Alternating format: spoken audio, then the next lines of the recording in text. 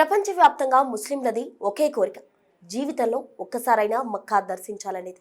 ఇందుకోసం ప్రణాళికలు వేసుకుంటారు. వివిధ దేశాల్లో నివసిస్తున్న ముస్లింలు జీవితంలో ఒక్కసారైనా హజ్ యాత్రకు వెళ్లాలని, 2 వారాల ఉమ్రా యాత్రకు వెళ్లాలని అనుకుంటారు. మక్కా, మదీనాలు సందర్శించాలని ప్రణాళికలు వేసుకుంటారు. ఇప్పుడు ఉమ్రా యాత్రకు వెళ్లి 40 మందికి పైగా చనిపోవడంతో అసలు ఈ యాత్ర ఏంటి అనే సర్చింగ్ మొదలైంది. అసలు ఈ యాత్ర ఎందుకంత ఫేమస్, కుటుంబాలు కలిసి ఎందుకు వెళతారు అనేది ఇప్పుడు చూద్దాం. అయితే ఉమ్రా యాత్ర హజ్ యాత్రకు భిన్నం. బక్రీద్ నెల మినహా మిగిలిన 11 నెలల్లో ఎప్పుడైనా వెళ్లేందుకు ఛాన్స్ ఉంది. ఉమ్రా యాత్రకు వెళ్లాలంటే 2 వారాలు అక్కడ ఉండాలి. ఒక వారం మక్కాలో, మరో వారం మదీనాలో షెల్టర్ తీసుకోవాలి. ఉమ్రా అంటే ప్రత్యేక పవిత్ర ప్రార్థన. వేర్వేరు ప్రాంతాల నుంచి ఉమ్రా యాత్రకు వెళ్లిన యాత్రికులు మక్కాలోనే హౌస్ ఆఫ్ గాడ్ అంటే మహమ్మద్ ప్రవక్త నివసించిన ఇల్లులో ప్రత్యేక పవిత్ర ప్రార్థన చేస్తారు. రోజంతా అక్కడ ఉండి 5 సార్లు నమాజ్ ఆచరిస్తారు.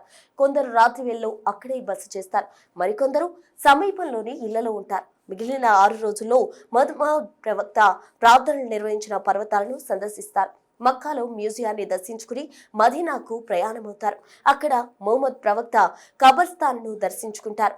14,000 ఏళ్ల క్రితం నిర్మించిన మసీదును సందర్శించి పరిసర ప్రాంతాల్లోని పవిత్ర స్థలాల్లో సామూహిక, వ్యక్తిగత ప్రార్థనలు నిర్వహిస్తారు. ఉమ్రా యాత్రకు వెళ్లేవారు ప్రత్యేక వస్త్రం ధరించాలి. సాధారణ దుస్తుల్లో ఉమ్రాకు వెళ్లేందుకు వీల్లేదు. పురుషులు, మగపిల్లలు తెల్ల పంచ, ఉత్తరీయం ధరించాలి. చొక్కా ఉండకూడదు. చిన్నారులు, మహిళలు తెలుపు దుస్తులు, ఉత్తరీయం లాంటి స్కార్ఫ్ ధరించాలి. ఈ ప్రత్యేక వస్త్రాన్ని ఏరం అంటారు. ఇంటి నుంచి బయలుదేరేటప్పుడు కానీ, విమానాశ్రయంలో కానీ, జడ్డా విమానాశ్రయంలో కానీ ప్రత్యేక వస్త్రాన్ని ధరిస్తారు. ఏరంను ధరించి మక్కాకు చేరుకోవాలి. తెలుగు రాష్ట్రాలతో పాటు కర్ణాటకలోని ముస్లిం మైనార్టీలు అక్కడికి వెళ్లేందుకు హైదరాబాద్లోని ప్రముఖ ట్రావెల్ ఏజెంట్లను సంప్రదిస్తారు. ఒక్కొక్కరికి 80,000 రూపాయల నుంచి 95,000 రూపాయలు తీసుకుని ట్రావెల్ ఏజెన్సీల నిర్వాహకులు హైదరాబాద్ నుంచి పంపుతున్నారు. మక్కా, మదీనా ప్రాంతాల్లో వసతి, భోజనం ఏజెన్సీలే చూసుకుంటాయి. శంషాబాద్ విమానాశ్రయం నుంచి జడ్డాకు విమానం, అక్కడి నుంచి మక్కాకు రోడ్డు ప్రయాణం. మక్కాలో 7 రోజుల పాటు సందర్శన, అనంతరం మదీనాలో 7 రోజులుండి తిరిగి జడ్డాకు చేరుకుంటారు.